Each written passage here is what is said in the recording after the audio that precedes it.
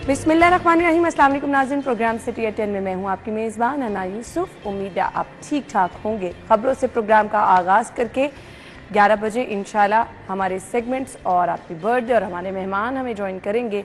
हम प्रोग्राम का आगाज़ करेंगे। आज की खबरें क्या हैं? सबसे पहले टॉप स्टोरीज़ की तरफ जाने से पहले जी सब लोग इंतज़ार कर रहे होते हैं कि जी पेट्रोल की कीमत में कमी होने वाली है, लेकिन इस दफ़ा जो खबर है वो ये है कि हाई स्पीड डीजल 5 रुपये महंगा हुआ है, पेट्रोल के नर्ख बरकरार है।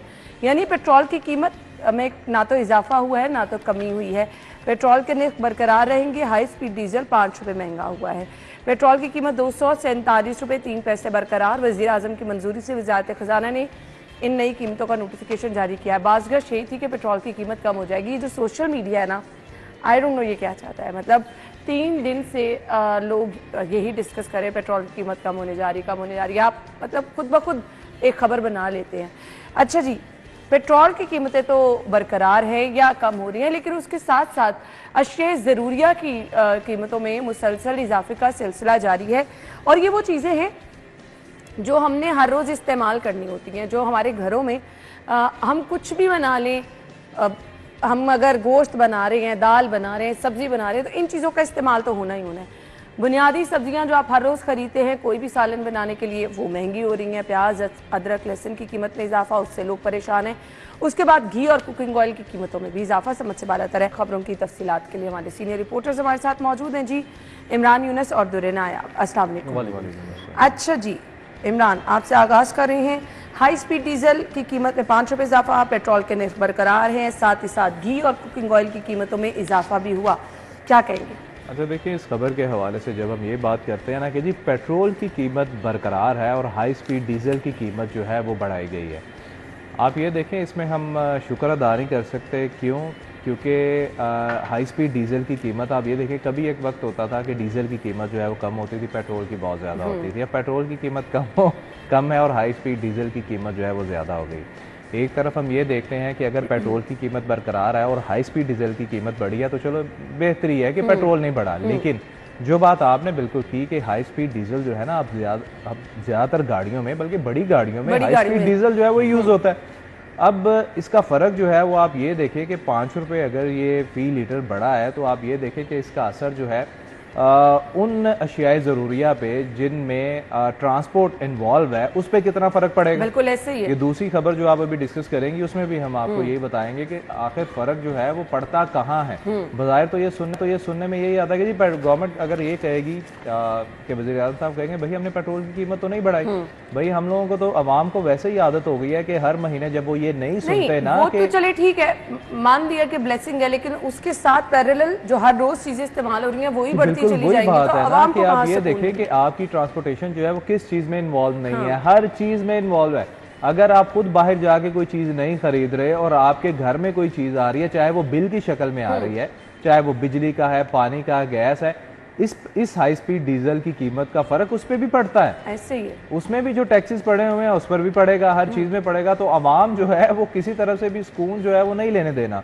अब लोगों की कुव्वत इस्तिताअत जो है वो इसलिए कम हो गई है कि उनकी इनकम जो है वो वहीं ठहरी हुई है और जो महंगाई की शरह है वो उससे डबल हो चुकी है। इसलिए लोग बेचारे जो है, जो सैलरी बेस्ड बंदा है, नॉर्मली उनकी जब सैलरी आती है, आप यकीन जाने, हम लोगों से बात करते हैं, वो कहते हैं कि भाई अपनी बात कर लें, 15 दिन, क्या जरूरत है, 10-15 दिन बाद बिल्कुल खाली हो जाते हैं। और वाकई ये हमारा भी यही हाल है कि जो बंदा ऑब्वियसली जो सैलरी पर गुजारा कर रहा है वो बेचारा, चले अल्लाह का शुक्र है कि अल्लाह ताला ने हमें अपने घरों से नवाजा हुआ है। जो लोग बेचारे किराए के घरों में रह रहे हैं उनसे पूछे ना, जिनके बेचारों ने दो बच्चों को पढ़ा रहे हैं और बाकी उन्होंने घर का खर्चा करना है, वो कैसे कर रहे हैं। गवर्नमेंट इस तरह भी जो हुकूमती इशारे है ये तो बताते हैं महंगाई की शरह जो उसमें बहुत कमी हुई है। तो कहाँ से ये इनके पास, कहाँ से कौन सा ऐसा इनके पास पैमाना है जो इनको मुसलसल यही कह रहे हैं महंगाई कम हो रही है? देखिए, हमें तो ये बताया गया था कि एक अथॉरिटी बनाई गई है और उस पर एक ब्यूरोक्रेट को लगाया गया है, वो महंगाई कंट्रोल करेगा।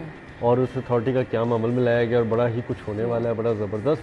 जिस तरह फूड अथॉरिटी आई थी, छा जाएगी, आई थिंक अभी वो मैदान अमल में नहीं आए, उनका काम चल रहा है। अच्छा जी, मैदान अमल में आने तक हुकूमत जो अवाम का कबाड़ा निकाल रही थी, निकाल चुकी है और निकालेगी, उसका जिम्मेदार कौन होगा। और ये फैसले अगर आपने अमली तौर पर नहीं किए होते तो फिर प्रेस रिलीजें दे के, लोगों को तशहीर करके, अखबारात में इश्तिहारात दे के उसको इतना सोशल करने की ज़रूरत क्या होती है अगर आप उसको अमली तौर पर इस पर सिफर कारकर्दगी है।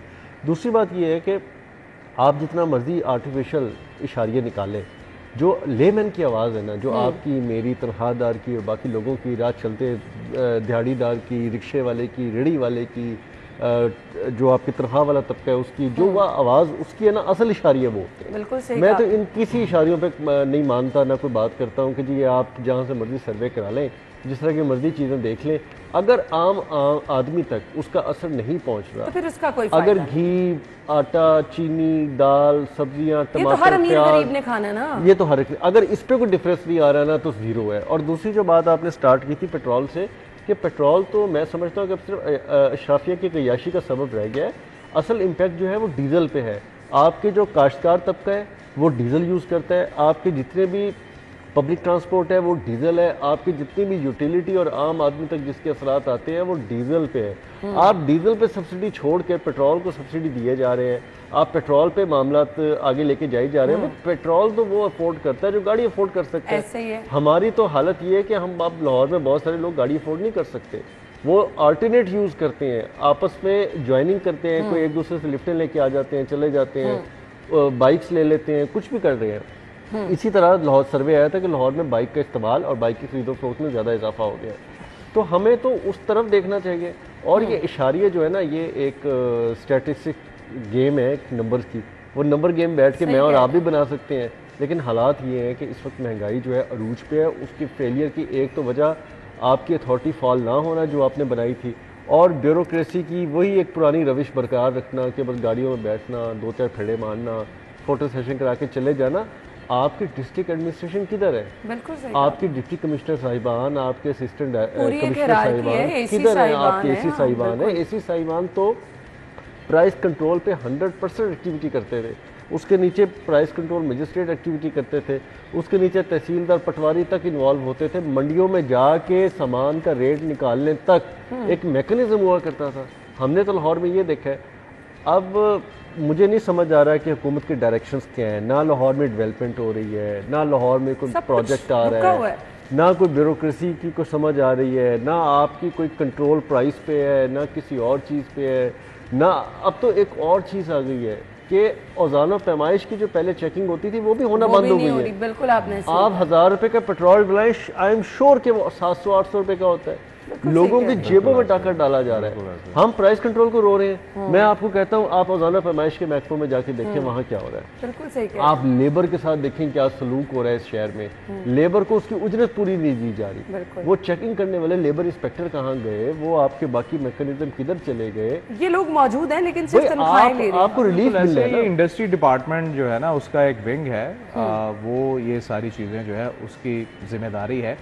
लेकिन आप जिम्मेदारी की ये देखें, यकीन जाने जो दुर्र ने आप बात कर रहा है ना, आप यकीन जाने मैंने अगर अपनी गाड़ी में फ्यूल डलवाना है ना, मैं कसम उठा के कहता हूँ कि मुझे ना तकरीबन कोई 5-10 मिनट सोचना पड़ता है कि यार मैं किस जगह पर जाके पेट्रोल डलवाऊँ जहाँ पर उनका पैमाना जो है वो पूरा होगा। मुश्किल से पेट्रोल पंप मिलते हैं, मुश्किल से पेट्रोल पंप मिलते हैं इनके पास। ये भी आपकी इंतजामिया की जिम्मेदारी है, उन्होंने चेक एंड बैलेंस रखना है, सरप्राइज विजिट करें और कैटेगरीज। अच्छा, मैं तो उस तरफ आ रहा हूँ ना कि आम आदमी को रिलीफ कैसे मिलेगा। आम आदमी को एक तरफ से रिलीफ की कोई नवीस सुनाई जाती है, 80 जगह से वो पिस रहा है। यही तो बुनियादी मकसद ही ये था, ये दोनों खबरें साथ रखने का कि लोगों को पता चले कि उन पे मेहरबानी क्या की जा रही है। एक तरफ से कम की जाती है कीमत तो दूसरी तरफ से हिसाब बराबर कर लिया जाता है। मतलब जान को सुकून नहीं आने वाला।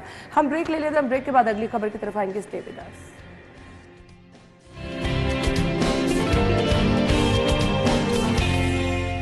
ब्रेक के बाद प्रोग्राम में खुश आमदीद कहेंगे। हमारे पास खबर है जी, शहर में ट्राम चलाने का मंसूबा। बैक वक्त 5 ट्राम चलाई जाएंगी। दुर्रे नायाब बताइएगा। अच्छा, इसमें थोड़ी कन्फ्यूजन है जो मैं आपसे भी डिस्कस कर रहा था। ये एक्चुअली 5 ट्राम का मतलब है रूट एक ही होगा, ठीक है। उसमें 5 जो सेट चलेंगे, यानी कि एक ट्रेन आ रही है, 2 मिनट बाद दूसरी ट्रेन आ रही है, 2 मिनट बाद फिर तीसरी आ रही है, 2 मिनट बाद फिर इसी तरह एक सर्कल होगा पूरा जो ट्रेनों का पूरा सर्कल करेगा। और इसमें जो रूट है वो बहुत अच्छा रूट है, नो डाउट। लेकिन जो टेक्नोलॉजी और जो हमारे ज़मीनी हक़ाइक़ हैं, जो इस वक्त ख़जाने की फ़ाइनेंशियल पोजीशन है, उसके मुताबिक मुझे ये मनसूबा बहुत ज़्यादा होता नज़र नहीं आ रहा। आप देखें 27 से 30 अरब का इस पर तखमीना है। एक तो 27 से 30 अरब रुपए निकालना इस वक्त हुकूमत है पंजाब के लिए, जहाँ पे वो 5 करोड़ तक निकालते हुए भी जो है ना वो काफ़ी घबरा जाते हैं। इतना बड़ा बजट कैसे निकलेगा, कहाँ से निकलेगा? फिर जो टेक्नोलॉजी ज़्यादातर ये यूरोपियन कंट्रीज़ में चलती है, ट्राम तुर्की में चल रही है, लेटेस्ट ट्राम जो है वो फिनलैंड में चल रही है और वो चल रही है रबर व्हील पे। वहाँ के मौसमी हालात तो बहुत सूटेबल है, उनको तो कोई प्रॉब्लम नहीं है। दूसरा वहाँ पे जो एनर्जी एफिशिएंसी है वो बहुत बेहतर है। हमारे पास तो एनर्जी शॉर्टेज भी है, इसको किस तरह चलाया जाएगा? हमारे से अच्छे खासी बिल्डिंग्स अभी सोलर पे कन्वर्ट नहीं हो रही, सही बात तो हम ट्रेनों को सोलर पे कैसे करेंगे? कैसे हमसे ना ऑरेंज लाइन आज तक हो सकी सोलर पे, ना हमसे कोई मेट्रो बस के जो स्टेशन है वो सोलर पे हो सके। हमने बहुत सारी चीज़ें जो है बिल्डिंग्स को करना था वो भी नहीं हो सकी। तो हम इस तरह कैसे अफोर्ड कर सकते हैं? इस पे सब्सिडी बहुत ज़्यादा होगी, बिजली का जो अखराजात हैं बहुत ज़्यादा आएंगे, और अगर हम इसको फ्यूल पे, डीजल पे, किसी चीज़ पे लेके जाते हैं, उसकी भी कॉस्ट एक अपनी जगह है, उस पर भी आपको पता है वो फ्यूल एफिशिएंसी नहीं है। इसमें बहुत सारे क्वेश्चन हैं जो अभी आपको पहले उसको सोल्यूशन देना है, उसके बाद उसको इम्पोज करना है। फिर तीसरी बड़ी बात, हमारे ट्रैफिक एजुकेशन जो है वो ना होने के बराबर है। आप आगे जा रहे हैं, कोई पता नहीं गाड़ी का मूड हो, वो एल शेप में राइड मारे, पीछे गाड़ियां जो है एक दूसरे में लगी हों, और किसी भी मोटरसाइकिल का जहाँ में दिल करे वो वन वे आ रहा हो सामने से। ट्राम तो ऐसे चलती है कि आपकी ज़िंदगी भी चल रही है, लोग रोड भी क्रॉस कर रहे हैं, गाड़ियाँ मोटरसाइकिलें भी चल रही हैं, आपको प्रॉब्लम नहीं है। ठीक है, ट्राम के लिए लोग रास्ता भी छोड़ रहे हैं, सब कुछ हो रहे हैं। इधर तो ट्राम को वेट करना पड़ेगा और लोग जो है ना बीच में खड़े होंगे कि जी हमें पहले जाने दें, जो हालात है। फिर ये जो रूट है ना, ये बहुत बिजीएस्ट रूट है। कलमा चौक से निकलेंगे, पूरा मेन बुलेवार्ड आप कवर करेंगे, आगे सदीक ट्रेड सेंटर की तरफ से यू टर्न लेंगे, उसके बाद आप इसको MM आलम रोड पे लेके जाएंगे, वहाँ से हुसैन चौक से आप कसूरी रोड की तरफ टर्न करेंगे, वहाँ से यू टर्न लेंगे, लिबर्टी की तरफ आएंगे, लिबर्टी से फिर निकलेंगे। ये बिजी रूट है, सारा दिन ये चलेगा। किसी टाइम पर ना यहाँ पर नो डाउट कॉन्सेप्ट बहुत अच्छा है कि लोग अपनी गाड़ियाँ छोड़ें, और ये जो सारा टोटल 100% कमर्शियल एरिया है। मुझे नहीं लगता कि लोग अपनी गाड़ियां छोड़ेंगे। I don't think. मैं यही कह रहा हूँ, ये तो एजुकेशन की बात है ना। लेकिन अगर मुझे देखें हफीज सेंटर जाना हो, मुझे आपका मेन मार्केट जाना हो, राजा सेंटर वगैरह हो गए, आपके MM आलम रोड के अंदर मिनी मार्केट, मेन मार्केट के सारे आपके स्टॉप्स हो गए, लिबर्टी आना हो, हुसैन चौक जैसा और खुर्शीद महमूद कसूरी रोड जैसा बिजनेस वे पे आना हो, फिर लिबर्टी की पूरी मार्केट में जाना हो, कलमा चौक आना हो, अब कज़ाफ़ी के अंदर भी इसका एक स्टॉप तजवीज़ कर रहे हैं, मैचेस हो, तो मेरा ख्याल इससे बेस्ट तो कोई नहीं हो सकता। है तो ना, बिल्कुल आपको जरूरत नहीं है इस एरिया के अंदर लाने की। कुछ एक हफ्ते बाद, 4, 5, 6 दिन बाद ऐसी खबर आ जाती है कि ट्राम के ये काम हो रही है। उसमें पॉलिसी बनाने की जरूरत है ना। आप ट्राम चला के, काम क्या हुआ है? आप ट्राम चला के इस ट्राम के रूट पे गाड़ियों को जो है ना वो बंद करें थे। ये तो लाजमो मलजूम है, अदरवाइज फिर इस प्रोजेक्ट का फायदा कोई नहीं रहता। आप होता ये है ना कि आप जहाँ पे 100% फैसिलिटी दे देते हैं, stop and hip hop out over आप जब दे देते हैं तो आपको बाकी ट्रांसपोर्ट बंद करनी होती है। आप उनको ज़बरदस्ती बंद करते हैं। बल्कि कुछ जगह तो ऐसी हैं, अमेरिका तो अब टाइम पे आ गया ना कि सुबह 8 से 12 बजे तक कोई हैवी ट्रैफिक जाएगी नहीं, क्योंकि ये स्कूल टाइम्स है। उन्होंने बहुत सारी रोड क्लॉज कर दी हैं। उसके बाद 12 बजे के बाद ग्रेजुअली वो रोड्स खोलते हैं कि यहाँ पे अब ट्रैफिक आ सकती है। लेकिन हम तो बहुत पीछे हैं, हम तो अभी ये नहीं कर सकते। और ट्राम जो है ना, मेरा ख्याल है कि ये छेड़ बन जाएगी हुकूमत की, और हुकूमत से ये बन्नी मुन्नी कोई नहीं है। सही देखिए ना, ऐसे प्रोजेक्ट जो है ना, इनकी फिजिबिलिटी वहाँ पर देखने को, सुनने को अच्छी लगती है जहाँ पर ऑलरेडी आप आवाम को सफरी सहूलियात फराहम कर रहे होते हैं। No doubt, agree. दुरे ने बड़ी अच्छी बात की है कि ये ट्राम का जो रूट है, ये प्रोजेक्ट तब कामयाब होगा जब आप ये ट्राम चलाने से पहले वहाँ पर जो सफरी सहूलियात दी गई हैं या बसेस हैं या जो भी है उसको ख़त्म कर देंगे। वो तो अल्लाह के हुक्म से पहले ही ख़त्म है। पब्लिक ट्रांसपोर्ट तो पहले ही दस्तयाब नहीं है। ऐसे ही है। फिर उसके बाद 2-3 चीज़ें हैं, वो ये आ जाएं कि ये प्रोजेक्ट, ये जो रूट है, आप मुझे ये बताएं कि इस रूट पे मुझे ये बताएं जगह है, ऐसी चीज़ें चलाने की जगह है वहाँ पर, आपको गाड़ी पार करने की जगह नहीं है। अच्छा, जो लोग इसमें सफ़र करना चाहेंगे अपनी गाड़ी, चलें, चाहे वो सिर्फ सैर तफरी के लिए सफ़र करना चाहते हैं या डेली वो अपने बिजनेस की तरफ, कारोबार की तरफ, शॉप्स की तरफ जाना चाहते हैं, या स्कूल, कॉलेज, यूनिवर्सिटी की तरफ जाना चाहते हैं, मुझे बताएं वो अपनी गाड़ियां कहाँ पार्क करेंगे। ठीक है, आप इसके लिए बनाएंगे, आपके पास क्या पार्किंग की जगह लाहौर में है? आपने क्या किया, आपने अपनी रोड्स को, आपने देखा कि शहर में गाड़ियां जो है उनकी तादाद बढ़ रही है, ट्रैफिक जो है वो बढ़ रही है, आपने क्या किया, आपने बड़ी बड़ी रोड्स के साथ जो सर्विस लेन थी उसको खत्म कर दिया। ठीक है, आपने सर्विस लेन को खत्म कर दिया। पहले लोग सर्विस लेन पे पार्किंग करते थे हमेशा। का हिस्सा नहीं है। आई एम सॉरी, ये जो पार्किंग सारा रिलेटेड इशू है, ये क्या, ये मजाक है सिर्फ। मैं सॉरी टू से, मैं तो इसको मजाक कहूंगा कि आप अवाम को ना एक सब्ज बाग दिखा रहे हैं कि जी हमारी गवर्नमेंट जो है वो ये करने जा रही है। और भाई पहले जो अवाम की बुनियादी जरूरत पता है क्या है? साहिबा संजीदा है। अवाम की बुनियादी जरूरत ये है कि मैं अगर अपने घर से निकलने लगा हूं ना, मुझे पता है कि यार मेरे घर के करीब कोई गाड़ी मुझे मिलेगी जो लाजमी मेरे ऑफिस की तरफ जाएगी, डायरेक्ट जाएगी। मैं अपनी गाड़ी यूज नहीं करूंगा, क्यों? क्योंकि पेट्रोल महंगा है। मैं अपनी बचत करूंगा, मैं वो चीज जो है, वो सहूलत जो है वो यूज करूंगा, यूटिलाइज करूंगा, लेकिन वो सहूलत है ही नहीं। मैंने इसका अचार डालना है। अच्छा, संजीदगी अपनी जगह, लेकिन आपको जमीनी हक़ देखने पड़ते हैं। इसमें एक प्लान ये भी दिया गया कि MM आलम रोड से जब आप आए मेन बुलेवार्ड से, तो एक तरफ ट्रांस चला दी जाए, एक तरफ ही ट्रैफिक बंद कर दी जाए, सही, और दूसरी तरफ जगह यूटिलाइज करने के बाद दूसरी तरफ से ट्रैफिक जारी रखी जाए, और कुछ जगहों को वन साइड बंद करने आप अपने जमीनी हकाइक देखें। ये पॉसिबल भाई ये प्लान देते कौन है? जरा उन्हें शो में तो बुलाएं, जरा हमारे साथ मनाजरा करवाएं ना। अच्छा, उसके बाद ये तो बातों में सुनने में मुनासिब नहीं लग रहा, इंप्लीमेंट होके क्या होगा? उसके बाद जो है गुलबर्ग के ताजरों ने एक बड़ी मुनज़्ज़म मीटिंग की DGLDA से। उनको कहा जी कि देखें, अगर आप ट्राम चला देंगे यहाँ पे तो हमारे तो कारोबार ठप हो जाएंगे। उन्होंने कहा कैसे ठप हो जाएंगे? उन्होंने कहा हमारे पास तो बड़े बड़े क्लाइंट आते हैं, बड़े बड़े ज्वेलर्स हैं, बड़े बड़े, आपको पता है वहाँ पे फैशन हेयर स्टाइलिस्ट हैं, बड़े बड़े ड्रेस डिज़ाइनर्स हैं, दुनिया जहान के लंदन से पता नहीं कौन कौन से आउटलेट ब्रांड्स हैं। उन्होंने कहा जी हमारे पास तो गाड़ियों वाले लोग आते हैं, ये गरीब लोग तो हमारी तरजीह नहीं है। हमारे पास तो आते हैं डिफेंस से, गुलबर्ग के पोश इलाकों के जो लोग हैं, अमीर लोग आते हैं। आप गरीबों के लिए ट्रेन चला रहे हैं, ये तो लेबर क्लास के लिए होगी। और हमारे पास गाड़ियां भी हैं, दुरन आप भी हैं, मैं भी यहाँ हूँ। आप ये देखिएगा इस प्रोजेक्ट का हाल पता है क्या होना है? पिछले 15-16 साल से जो हम सुन रहे हैं ना कि नहर पे जल्लो से ठोकर तक कश्तियाँ चलेंगी। फिर उसके बाद एक और प्रोजेक्ट था जो ITA ने बनाना था कि उसके ऊपर से पता नहीं अभी एक और प्रोजेक्ट है, वो गरीब बनाने। आज मैंने उस पर खबर देनी थी इमरान का भी वही हाल है। इमरान मैंने आज खबर देनी थी, चले मैं प्रोग्राम में बता देता हूँ। एक और भी प्रोजेक्ट आ गया है, चले लाहौर केनाल पे फ्लोटिंग रेस्टोरेंट। ये PHA ने तजवीज़ दे दी है। मतलब कि PHA अपना काम नहीं कर रहा, दुनिया जहान के महकमा नहर से हमारी नहर तो साफ होती नहीं है, कभी नहर का पानी आपने साफ बनाने की तरफ जा रहे हैं। खैर, दूसरा हिस्सा खबर का ये है कि CM साहिबा की ज़ेर सदारत इजलास हुआ है। गैर कानूनी हाउसिंग स्कीमों की प्लॉट फाइल बेचने पर पाबंदी की तजवीज़ का जायजा NDA को रिपोर्ट पेश करने की हिदायत। बड़ा अहम मामला है ये। अगर CM साहिबा ने इस पर नजर करम कर दी है तो फिर इस पर नजर करम जो है ना वो 2 महीने से जारी है। वज़ीर आला LD आई थी, 3 घंटे पर बैठी रही, उन्होंने वहाँ पे स्पेशली डाटा मांगा। अच्छा, उस टाइम से लेके आज तक LDA जो है वो डाटा ही नहीं दे पा रहा, कोई मैकेनिज्म ही नहीं दे पा रहा, आगे वे फॉरवर्ड ही नहीं दे पा रहा। और ये कुछ कहे तो दौड़े लग जाती मेरी इतला के मुताबिक ये मीटिंग जुमे के दिन हुई थी, ठीक है, और ये बाद में खबर जारी की गई है। ये फुटेज भी जुमे के दिन है, अब अल्लाह बेहतर जानता है इस पर क्या है। और इसमें LDA हुकाम की बहुत ही ज्यादा बेइज्जती हुई है।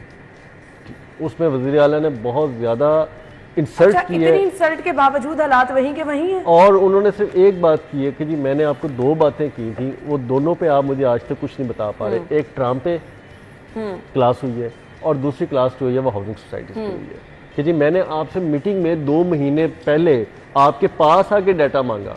और ये बात ठीक है उनकी कि उन्होंने आके अपनी मीटिंग छोड़ के उन्होंने कहा जी कि एक और इशू है बड़ा इंपॉर्टेंट, वो शहर में गैर कानूनी स्कीम है, मुझे आप उसका डाटा दें। जब वो डाटा वहाँ पे नहीं दे पाए अपडेटेड, तो उनको उन्होंने टाइम दिया कि आप मुझे 1 महीने के अंदर इसका वे फॉरवर्ड भी देंगे और डाटा भी देंगे। डाटा बन गया, मैं खबरें भी देता रहा कि जी डाटा बन गया, इतना ही सोसाइटीज़ निकल आई, 157 के करीब है गैर कानूनी सोसाइटीज़ जो है उस वक्त पूरे आबोताब से चल रही हैं। आज तक उसका वे फॉरवर्ड नहीं दिया गया, जिस पर वज़ीर आला ने बहुत कुछ एक्शन लिया, उसमें मीटिंग में किए। लेकिन फिर बाद में यही करूँगा कि वज़ीर आला जितना मर्जी अपना दिल जला लें, अपना खून जला लें, खून पसीना एक कर दें, इस ब्यूरोक्रेसी में जब काम नहीं करना ना तो नहीं करना, आप जो मर्जी कर लें। हम फील्ड में जाते हैं ना, अगर हम बदनीयत हों, हम अगर फील्ड में काम ना करना चाहें तो दफ्तर में बैठे लोग कितना हमसे काम ले लेंगे। हमारे पास 100 बहाने हैं। गाड़ी पंचर हो गई, फ्यूल खत्म हो गया, मुझे मेरी तबीयत खराब हो गई, मुझे चक्कर आने शुरू हो गए जी, कमजोरी हो गई, 100 बातें हैं, 100 फील्ड के मसाइल हैं। जब आपने ना काम करना हो तो फिर तो मैं हमेशा ये कहता हूँ आपके प्रोग्राम में बैठ के कि ये ब्यूरोक्रेसी का चश्मा उतार के अगर वज़ीर आला जिस दिन देखेंगी, लेकिन ये बहुत तो ये बड़ा काम मामला चलेगा। है। बहुत सारे लोग मुतासर हो रहे हैं, जिंदगी भर की जमा पूंजी से महरूम हो जाते हैं। ये गैर कानूनी हाउसिंग स्कीमें लूट रही हैं लोगों को। तो सीएम साहिबा से रिक्वेस्ट है कि प्लीज इस मामले पर गौर करें और पीछे ना हटें। हाँ पीछे बिल्कुल, ना हटे। कितना चक्कर दे देगी ब्यूरोक्रेसी, ये माफिया कितने लोग पीछे आके इनको चक्कर दे बिल्कुल सही कह देंगे। रहे हैं। पीछे ना हटे। बिल्कुल सही कह रहे हैं। हम ब्रेक ले लेते हैं, ब्रेक के बाद आएंगे अगली खबर की तरफ। हमारे साथ रहिए।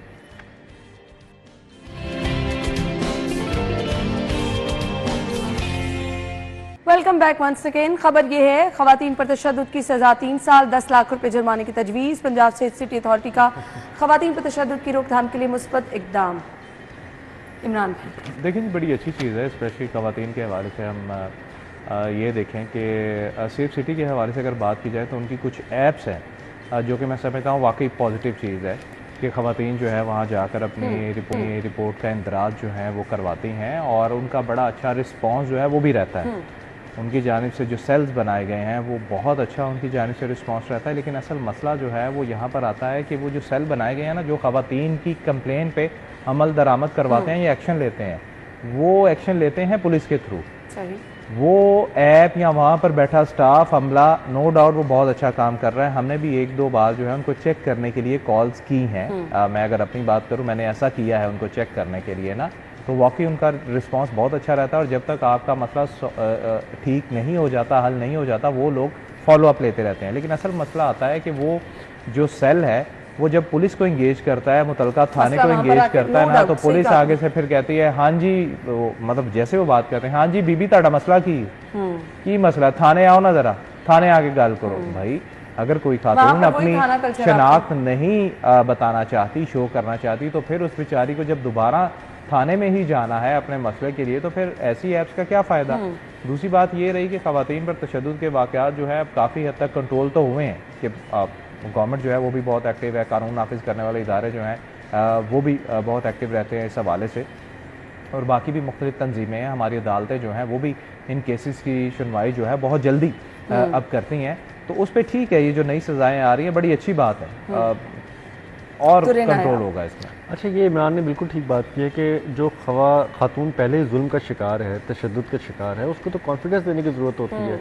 जब पुलिस की तरफ से आगे बिहेवियर ऐसा मिलता है कि उसमें फिर वो आके देखते हैं, बहुत सारे लोग फिर इसलिए पीछे हट जाते हैं। हाँ, कि जो मर्द हैं जिन्होंने पहले ही उन पर जुल्म किया होता है, वो पुलिस को मैनेज करने के मुख्तलिफ तरीक़ों से कोशिश करते हैं। तो जब वो इंक्लाइन देखते हैं कि वो पुलिस का जो है वो मर्दों की तरफ या ससुराली पार्टी की तरफ हो रहा होता है, तो वो घबरा जाती है और इससे ना ये जो कॉन्फिडेंस की एक चेन है ना वो टूट जाती है।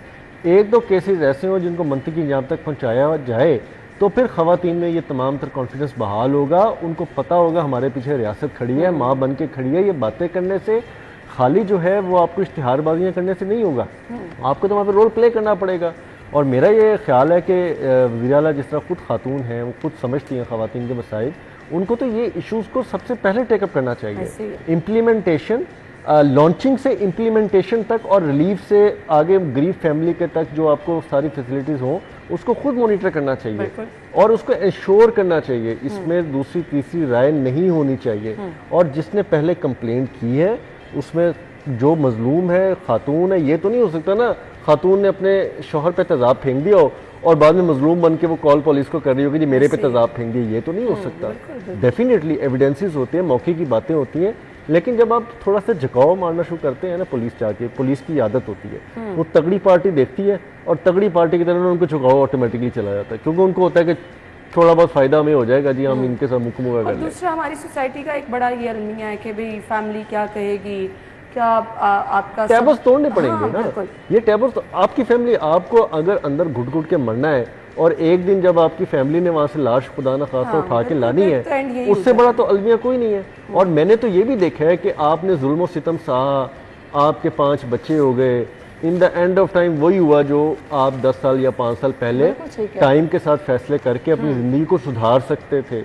मैंने तो बच्चों के साथ बहुत आगे जाके लाइफ में भी तलाक़ें होते देखी हैं और ये भी पता लगा कि वो पहले दिन से ही मर्द ऐसे थे, नशा करते थे, मारते थे, हाथ उठाते थे, पैसे का डिमांड करते थे, लालची थे, औरत की कमाई पे जीते थे। मतलब कि ये अब वो चीज़ें हैं जो मुझे बहसीयत इमरान को बहसीयत मर्द होकर भी शर्म आती है कि हमारे ही कुछ मर्द हजरात भी ऐसे होते हैं। बिल्कुल आपने सही कहा। लेकिन ये टैबोज हैं, तोड़ने पड़ेंगे। बिल्कुल आपको किसी बच्ची को सारी उम्र मरने के लिए वहाँ नहीं छोड़ना पड़ेगा जहाँ पे वो हालात इंसानियत सोच हालात हो। और फिर दूसरा, इस तरह की ऐप्स का और इन तमाम चीज़ों का फ़ायदा तब होता है, वो जो थाना कल्चर की तब्दीली की हम बात कर रहे हैं, इस पर भी चेक एंड बैलेंस रखना ज़रूरी है। अगली खबर क्या है? 250 एकड़ पर फार्मास्यूटिकल इंडस्ट्रियल जोन बनाने का प्लान तैयार किया गया है। इसकी तरफ आएंगे, ब्रेक लेते हैं। ब्रेक के बाद इस खबर को हम डिस्कस करेंगे हमारे साथ मिलकर।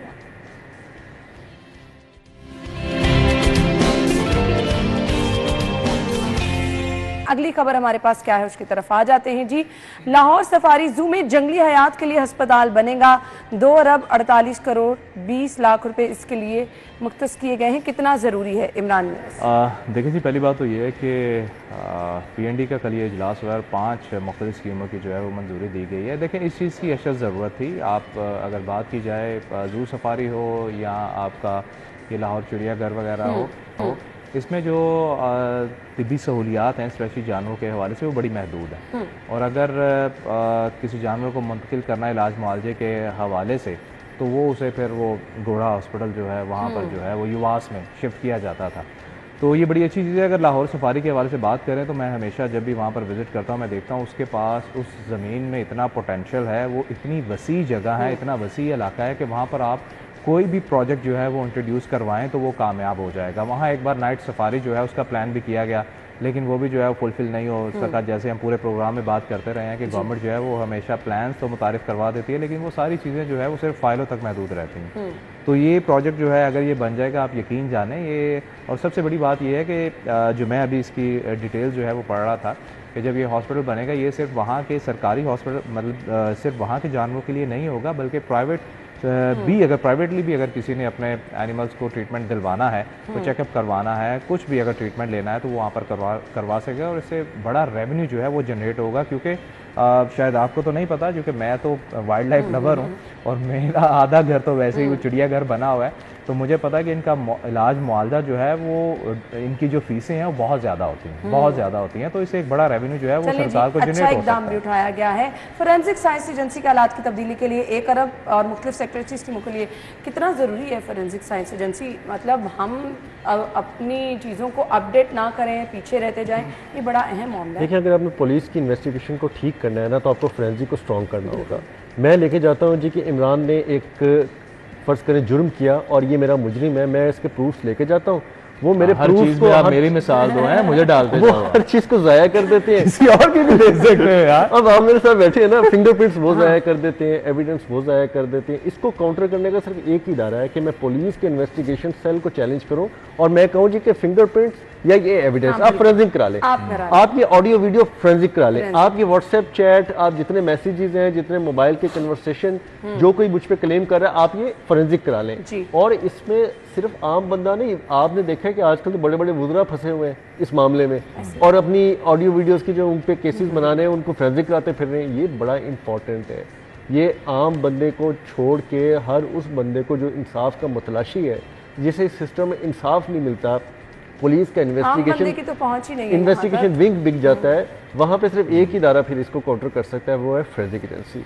और अल्लाह बख्शे इनके जो बानी थे वो तो फौत हो गए डॉक्टर साहब, लेकिन बहुत अच्छा सिस्टम बना गए। अब जिद्दत बहुत आती जा रही है। आप हमारे अपने सिस्टम में, मीडिया में, चैनल्स में इतना इक्विपमेंट चेंज हो चुका है, आई रोज हो रहा है, तो आपकी डेफिनेटली फोरेंसिक की जो टर्म्स एंड टेक्नोलॉजीज हैं वो चेंज हो रही हैं। आपको उसको अपडेट करने की ज़रूरत है ताकि वो चैलेंजेबल ना हो कहीं पे, उसके रिजल्ट्स, उसकी जो इन्वेस्टिगेशन है किसी भी अदालत में, किसी भी जगह पे चैलेंज ना किए जा सके। हमें अब बहुत सारी चीज़ों पे बैरून मुल्क का सहारा लेना पड़ता है। हमारे पड़ोसी ममालिक में शायद हमसे ज़्यादा अच्छी इन्वेस्टिगेशन के ज़राए हों। बचपन में देखा करते थे, इतने अच्छे अच्छे टीवी शो चला करते थे, क्राइम शो के कोई, हम तो अब आए हैं ना, वो तो छोटे होता मैं देखता आ रहा था, तो कितने आगे पहुंच गए हैं। तो हमें इस पे जिद्द लाने की जरूरत है। शुक्र है कि इन्होंने इन चीज़ों पर भी सोचा है। और ये अब अगर ये सोच लिया गया है, पैसे मुख्तस कर दिए गए हैं, तो मेरे ख्याल से इस पर अमल दरामद भी यकीनी बनाना चाहिए।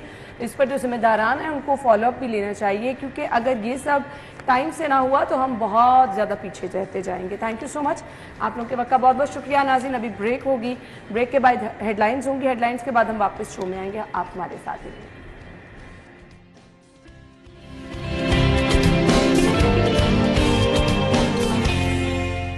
Welcome back once again. 16 अक्टूबर है आज और वर्ल्ड स्पाइन डे मनाया जा रहा है। दुनिया भर में हम देख रहे हैं कि रीढ़ की हड्डी जो है उसके मसाइल बढ़ते चले जा रहे हैं। मर्द ख़वातीन पैरेलल हम देखते हैं कि इन मसाइल का शिकार होते जा रहे हैं। सो आज का दिन मनाना क्यों ज़रूरी है, आवाम को बताना क्यों ज़रूरी है कि इसका इलाज क्या है, इससे बचा कैसे जा सकता है और इसके लिए एहतियाती तदाबीर क्या हैं, और फिर इसके इलाज की तरफ भी हम आएंगे।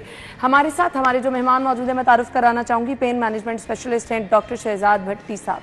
उन्हें वेलकम करेंगे। अस्सलाम वालेकुम डॉक्टर साहब। जी वालेकुम अस्सलाम। Thank you so much doctor साहब। सबसे पहले आपको बुला के मुझे खुशी तो ये होती है कि हम बात करने वाले हैं बगैर अद्वियात की, क्योंकि दवाइयाँ हमेशा से साइड इफ़ेक्ट तो रखती हैं, और फिर पेन के लिए जब आप इस्तेमाल करते हैं मुसलसल दवाइयों का तो उसका फिर साइड इफ़ेक्ट भी होता है। खैर, आज के दिन की मुनासबत से सबसे पहले वर्ल्ड स्पाइन डे है, क्या कहना चाहेंगे? अच्छा, स्पाइन को हम बहुत सिंपल स्ट्रक्चर समझते हैं। अगर आप थोड़ी सी मैं आपको स्पाइन के बारे में ब्रीफ बता दूं, इस स्पाइन में बेसिकली 33 बोन्स हैं। इसके अंदर तकरीबन 100 से ज़्यादा जॉइंट्स हैं एक स्पाइन में, 120 से ज़्यादा मसल्स हैं और 200 से ज़्यादा लिगामेंट्स हैं। ये बैक बोन इसीलिए कहते हैं उसको बैक बोन, मतलब कि हमारे बाजुओं को, यस, कि हमारे बाजू, हमारी टांगें, सारी बॉडी उसके ऊपर ये उसके ऊपर निसार है उसका। अच्छा, अब ये बहुत सारे काम करती है। मसलन हमारी बॉडी को शेप जो है वो स्पाइन से मिलती है। हम खड़े हुए स्पाइन की वजह से, फ्लेक्सिबिलिटी हमें दी स्पाइन ने। हमारी ब्रेन और जो सारा स्पाइनल कॉर्ड है, हराम मगज है, वो उसको प्रोटेक्शन का काम ये है। So it's not a easy thing, इसको लाइट नहीं लेना चाहिए और इसका ध्यान रखना चाहिए। सही। सो एक चीज़ तो समझ लें कि आपके जिस्म में बहुत अहम हिस्सा है ये। सो इसके मसाइल क्यों बढ़ते चले जा रहे हैं, वजूहात क्या हैं? देखिए, इस दफ़ा जो उन्होंने थीम रखी है वर्ल्ड स्पाइन डे की, वो थी सपोर्ट द स्पाइन, कि आप अपनी स्पाइन को सपोर्ट करें। क्यों सपोर्ट करें? क्योंकि पेन्स बढ़ती जा रही है। पेन्स क्यों बढ़ती जा रही है? कि हमारा लाइफस्टाइल ऐसा हो गया, हमारी एक्सरसाइज नहीं है, हमारी डाइट ऐसी है, हमारा चलना फिरना इस तरह का है कि हमारी जो मसल्स हैं, इतने सारे मसल्स जो मैंने आपको गिनवाए, उनकी सपोर्ट ही कोई नहीं है। जब आप डाइट ठीक नहीं रखेंगे, पोस्चर ठीक नहीं रखेंगे, सबसे ज़रूरी चीज़, और अपना आप ध्यान नहीं रखेंगे, तो फिर स्पाइन भी रिस्पॉन्ड करेगी कि भाई मेरे साथ ज्यादती कर रहे हो, तो फिर मैं भी तुम्हें बताती हूँ। दुनिया में शायद ही कोई ऐसा बंदा हो जिसको ज़िंदगी में कभी ना कभी कमर की दर्द ना हुई। सो इतनी इंपॉर्टेंट है। सही। सो इसके लिए जी आपने बहुत ज़्यादा ध्यान भी रखना है। अच्छा जी, अब ये बता दें कि इसका इलाज क्या है और इससे हमने बचना, चले पहले बचाव की तरफ आ जाते हैं, कैसे हमने इससे बचना है? दो चीज़ें ज़रूरी हैं। एक तो अपना वेट कंट्रोल में रखें, जितना ज़्यादा वज़न होगा उतना स्पाइन के ऊपर प्रेशर पड़ेगा। थोड़ी सी एक्सरसाइज रखेंगे तो मसल्स मजबूत होते रहेंगे, सपोर्ट रहेगी। तो हमारे पास जो पेशेंट्स आते हैं बैक के साथ, स्लिप डिस्क के साथ, सियाटिका के साथ, वो कम हो जाएगा। क्योंकि ये ज़रूरी नहीं कि पहले सोचते थे जी 60 साल की उम्र के बाद कमर की दर्द होती है। मेरे पास 20-21 साल के लड़के और 20-21 साल की लड़कियां भी आती हैं। अच्छा। सेम स्पाइन पेन के साथ और कमर की दर्द के साथ। और वजह मोस्टली क्या है? बैड पोस्चर, खाने की आदतें ठीक नहीं है, सोने का टाइम ठीक नहीं है। तो जब आप ज्यादती करेंगे तो फिर से मैंने पहले कहा, वो आपको रिस्पॉन्ड करेगी कि भाई मेरा कुछ करो। सही। जो हमारे स्पोर्ट्स से मुंसलिक लोग होते हैं उनके साथ भी ये इशू हो जाता है। सो उनके लिए फिर क्या सजेशंस हैं आपकी? स्पोर्ट्स के लिए एक ही टिप है, आपने जो मर्जी स्पोर्ट्स करनी है, चाहे वो बेंडिंग वाली है, चाहे वो फुटबॉल है, टेनिस है, बैडमिंटन है, और ख़ास तौर के ऊपर बॉडी बिल्डिंग है, तो सबसे ज़्यादा ज़रूरी चीज़ है वो वार्म अप है। आपने जाते सार वेट नहीं उठा देना, जाते सार दौड़ नहीं लगा देनी, अपने आप को वार्म अप करें। मसल्स अपने को वार्म अप करेंगे तो तैयार हो जाएंगे किसी भी चीज़ के लिए। तो आपको स्पाइनल इंजरीज या कोई भी मस्कुलर इंजरीज होने के चांसेस कम हो जाएंगे। तो हम अपने जितने यंग स्पोर्ट्स के लोग हैं उनको हम यही कहते हैं कि थोड़ा सा अपना वार्म अप करो और ख़त्म करने के बाद वार्म डाउन करो, तो आपकी इंजरी के चांसेस कम हो जाएंगे। सही। सो ये तरीक़ेकार है। अब इसका इलाज क्या है? इलाज की तरफ आ देखिए, सबसे पहले इलाज तो हम उनको यही बताते हैं कि आप अपने घर में इलाज करें, बाहर जाने की ज़रूरत नहीं है। मसलन अगर आपको फील हो रहा है कि मुझे स्वेलिंग हो गई है किसी वजह से, तो उसके ऊपर आप ठंडी टकोर कर सकते हैं, गर्म नहीं, ठंडी टकोर करें, बर्फ़ का एक टुकड़ा लें, उसको चॉपर में डालें और उसको लपेट के कपड़े में ऊपर रखेंगे तो वो सोजन ठीक होना शुरू हो जाएगी। फिर हमारे पास बहुत सारे पेशेंट्स आते हैं डिस्क स्लिप के साथ। अब हम उसका इलाज करते हैं विदाउट सर्जरी। हमारे पास MRI है जिससे हम डायग्नोज कर सकते हैं भी कौन सी डिस्क स्लिप है, कितनी ज़्यादा स्लिप है, चाहे वो गर्दन की है चाहे वो कमर की है। फिर उसके अंदर हम 10 मिनट का प्रोसीजर करते हैं जिसको हम न्यूक्लियोप्लास्टी कहते हैं। उसमें एक ओजोन से हम उस डिस्क के अंदर इंजेक्ट करते हैं, वो डिस्क थोड़ा सा श्रिंक हो जाती है, प्रेशर नर्व पे नस पे प्रेशर कम हो जाएगा, पेन कम हो जाएगी। 10 मिनट का प्रोसीजर, एनेस्थीसिया की ज़रूरत नहीं, बेहोश करने की ज़रूरत नहीं, काटने की ज़रूरत नहीं, टांका लगाने की ज़रूरत नहीं, आधा घंटा स्टे, उसके बाद घर और अगले दिन काम पे। That's it. हमारे मुल्क से बाहर से भी लोग आते हैं जो शाम की फ़्लाइट से वापस चले जाते हैं। शहर के बाहर से भी स्वात से लेके कराची तक लोग आते हैं, they go back on the same day. So treatment की हमारे पास बहुत सारी एक से ज़्यादा ऑप्शंस हैं, लेकिन हमारी ख्वाहिश ये है कि इसकी नौबत ही ना आए। बिल्कुल ऐसे अपना ध्यान रखें तो आपको इस ट्रीटमेंट की नौबत ही नहीं आएगी। मैसेज का मकसद ये है कि हर कमर की दर्द का इलाज सर्जरी नहीं है, नहीं, बहुत सारी ऑप्शंस मौजूद हैं सर्जरी से पहले। सही। पेन मैनेजमेंट के थ्रू हम इसको कैसे मैनेज कर सकते हैं, वो भी बता दें। अच्छा, पेन हम करते हैं, हम पहले ये डायग्नोज करते हैं कि पहले पेन की वजह क्या है। एक बात याद रखिए, मेरे पास बहुत सारी खवातीन आती हैं जिनको कमर की दर्द होती है, लेकिन वो पट्ठों की दर्द होती है। अच्छा। और उनको हम फाइब्रोमाइल्जियास कहते हैं, वो भी गर्दन के नीचे, दोनों कंधों के दरमियान, कमर के निचले हिस्से में। हर जो कमर की दर्द है, हर जो गर्दन की दर्द है, वो स्पाइन की दर्द नहीं होती। ठीक है, एक चीज़ तो समझ लें, ये ज़रूर समझ लें, और उसको डायग्नोज करना ज़रूरी है। उसके ऊपर हम छोटी सी दवाई या एक छोटा सा इंजेक्शन लगा के उसको ट्रीट कर सकते हैं। होता ये है कि हमारी खवातीन अक्सर इस दर्द का शिकार रहती हैं, क्योंकि किसी रिपोर्ट में नहीं आती, ना सीटी में, ना अल्ट्रासाउंड में, ना एमआरआई में, वो सब नॉर्मल आएंगे, लेकिन दर्द ठीक नहीं होगी। सो किसी पेन स्पेशलिस्ट के पास जाएं, तो इसको डायग्नोज करेंगे, इसको ट्रीट करेंगे, और आपकी जो हर वक्त की दर्दें हैं, खिंचाव है, भारीपन है, ये सब ठीक हो सकता है। सही। तो इसके लिए जी आपको अच्छा सा पेन मैनेजमेंट स्पेशलिस्ट जो है उसका इंतखाब करना है। आप दवाइयों के बगैर भी जो है इससे छुटकारा हासिल कर सकते हैं। अच्छा जी, अब कुछ हम क्योंकि प्रेफर करते हैं कि हम फिजियोथेरेपी करा लें, सो क्या कुछ फिजियोथेरेपी या फिर एक्सरसाइज के थ्रू भी हम इसको कम कर सकते हैं? जी बिल्कुल कर सकते हैं। एक्सरसाइज हम खुद करें, वॉक खुद करें, स्विमिंग कर सकते हैं खुद करें, वेट अपना कंट्रोल खुद करें। फिजियोथेरेपी इज़ इंटेग्रल पार्ट, जी बिल्कुल वो आपको हेल्प कर सकते हैं, आपको गाइड कर सकते हैं। लेकिन चंद चीज़ें ऐसी हैं जब फिजियोथेरेपी कंट्रोल से निकल जाती हैं। ठीक है। मसलन आपने काफ़ी दिन फिजियोथेरेपी करा ली, पेन नहीं जा रही, इसका मतलब है कि अब कुछ और सोचना चाहिए। इसके अलावा 2 रेड फ्लैग्स हैं जो मैं अपने तमाम लोगों से चाहूँगा अपने जेहन में रखें। 2 रेड फ्लैग्स हैं, अगर वो आ जाएँ तो फ़ौरन किसी हॉस्पिटल में रब्ता करें। मसलन अगर किसी को पेशाब पखाने का कंट्रोल ख़त्म हो रहा है, उसको पता ही नहीं चल रहा, या उसकी टांगों में दर्द नहीं, कमज़ोरी शुरू हो गई, उठा नहीं जा रहा, ताकत नहीं रहेगी, इसका मतलब है कि वो ऐसे स्टेज पे आ गया है, कुछ इमीडिएट कुछ करना ज़रूरी है। उस वक्त चाहे फिजियोथेरेपी हो, कायरोप्रैक्टर हो, कोई और हो, उसका नुकसान है, फ़ायदा नहीं हो सकता। ठीक है। तो ये चीज़ें ज़हन में रखें। बाकी फिजियोथेरेपी यस वो हेल्प कर सकती है। क्या हमारी लाइफस्टाइल इस चीज़ को मैटर करता है कि हम आगे जाके एक स्पेसिफिक एज में 40s के बाद हम इन चीज़ों का शिकार नहीं हो सकते? क्या ये वॉक, एक्सरसाइज हमें हेल्प करती हैं कि हम इन तमाम चीज़ों से बच सकते हैं? बहुत ज़्यादा। मैं आपसे अर्ज़ कर रहा हूँ ना कि 20-21 साल की लड़कियाँ, इसी एज के लड़के हमारे पास आते हैं, क्योंकि वजह क्या है, एक फिज़िकल एग्जर्शन प्रॉपर नहीं है। अब आप जो काम के दौरान भागदौड़ कर रहे हैं, वो हरगिज़ आपकी वॉक नहीं है। सही। वो मेंटल स्ट्रेस के साथ आपको तो पता ही नहीं चल रहा। तो वॉक वही होती है, जैसे मैं हर दफ़ा कहता हूँ, नमाज की तरह से। जब आप नियत करके 10 मिनट के लिए, 20 मिनट के लिए चक्कर लगाने जाएंगे, वो वॉक है। जब दफ्तर में या इधर उधर घूम फिर रहे हैं, वो वॉक नहीं है। तो थोड़ी सी एक्सरसाइज करें, वॉक करें, वेट मेंटेन करें, शुगर ब्लड प्रेशर का कंट्रोल रखें, ये सारी उम्र आपके साथ देगा। और बिल्कुल आपकी बात ठीक है, आपको काम आएंगी ये सारी चीज़ें। बिल्कुल। बच्चों में अगर इस तरह का कोई बच्चे फील करें स्पाइन में दर्द वगैरह, तो उसका क्या करना है? क्या फौरी तौर पर डॉक्टर से रुजू करना है? नॉर्मली तो हम ये देखते हैं ना कि आप घर में ही मालिश वगैरह शुरू कर देते हैं, फिर उसके बाद अगर वो फिर रिलीफ ना हो तो आप दवाइयों की तरफ चले जाते हैं। बच्चों के लिए इसका बेहतरीन इलाज क्या रिकमेंड? अच्छा, बच्चों को, मेरे बच्चे भी आते हैं कि बच्चों को मोस्टली मस्कुलर पेन होती हैं, कितने भारी बैग हम उनको उठा देते हैं, फिर वो एंगल उनका ठीक नहीं रहता। बाज़ का तो मोस्टली ये मस्कुलर पेन्स हैं जो आपने सीक्वेंस बताया ना, पहले उसको घर में कंट्रोल करने की कोशिश करें, मालिश कर लें, ठंडी टकोर कर लें, गर्म टकोर कर लें, उसके बाद उनको घर में जो दवाइयाँ रूटीन की दी पड़ी हुई हैं वो दी जा सकती हैं, लेकिन कुछ दिन, कुछ देर, हर वक्त नहीं। अगर उसके बावजूद आराम नहीं आ रहा तो फिर किसी डॉक्टर को दिखाएं।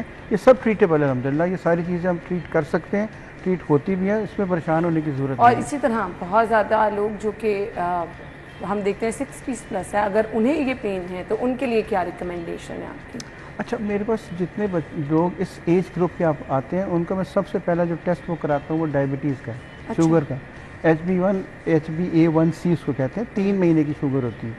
हर वो बंदा जिसकी उम्र 40 साल से ज़्यादा है, चाहे उसकी शुगर नॉर्मल आ रही है, उसको एक दफ़ा कम से कम ये टेस्ट कराना चाहिए, क्योंकि अगर ये लेवल ज़्यादा है तो हम जो मर्जी दवाइयाँ देते रहें उनको उतना असर नहीं होगा। और इसके अलावा अगर इस एज में भी अगर वो अपनी वॉक जारी रखें, चलते फिरते रहें, डाइट ठीक रखें, सोने खाने का टाइम ठीक रखें, और सबसे बढ़कर ये अपना पोस्चर ठीक रखें। कमर के साथ सीधा खड़े होना है। पोस्चर का तरीका क्या है, आपकी जो गर्दन है वो आपके कंधों के लेवल पे होनी चाहिए, ना आगे ना पीछे, और आपके कंधे और आपकी हिप्स एक लेवल पे होने चाहिए, एक लाइन में। अगर इस तरह खड़े होंगे तो स्पाइन के ऊपर प्रेशर कम पड़ेगा, दर्द भी कम होगी, खिंचाव भी कम होगा, और आगे जाके ये जो स्लिप डिस्क है, ये इनकी चीज़ चांसेस भी बहुत कम हो जाएंगे। इन इश्यूज से भी आप बच सकेंगे। ओवरऑल आपको अपने पोस्चर पे बहुत ज़्यादा जो है फोकस रखना है। आप सो रहे हों, आप बैठे हों, आप खड़े हों, आपके पोस्चर अगर ठीक होंगे तो इन मसाइल से आप बच सकेंगे। बहुत शुक्रिया डॉक्टर साहब आपकी कीमती वक्त के लिए, थैंक यू सो मच। एक ब्रेक के बाद वापस आएंगे, स्टे विद अस।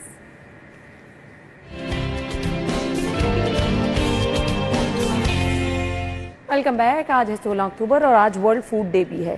सो इस चीज़ को तो समझ लें कि हमारी ज़िंदगी में खुराक की अहमियत क्या है, हमारी ज़िंदगी का दारोमदार, ज़िंदगी का क्या, पूरी हमारी ज़िंदगी कह लें, अच्छी ज़िंदगी कह लें, दारोमदार खुराक पे है। आज के दिन को मनाने का मकसद ये है कि आपने खुराक को महफूज कैसे बनाना है, हिफ़्ज़ान सेहत के उसूलों के मुताबिक कैसे बनाना है। आज एक स्पेशल इवेंट भी हो रहा है वर्ल्ड फूड डे के हवाले से। अब से कुछ देर पहले डीजी साहब गुफ्तगू भी कर रहे थे, तो डीजी साहब के साथ हमने भी गुफ्तगू की है आज के दिन के मुनासबत से, क्योंकि ओवरऑल वो इस सेगमेंट को देख रहे हैं, वो इसके रिस्पॉन्सिबल भी हैं, आवाम तक हिफ़्ज़ान सेहत के उसूलों के मुताबिक खुराक पहुँचे, तो इसको यकीनी भी बनाते हैं।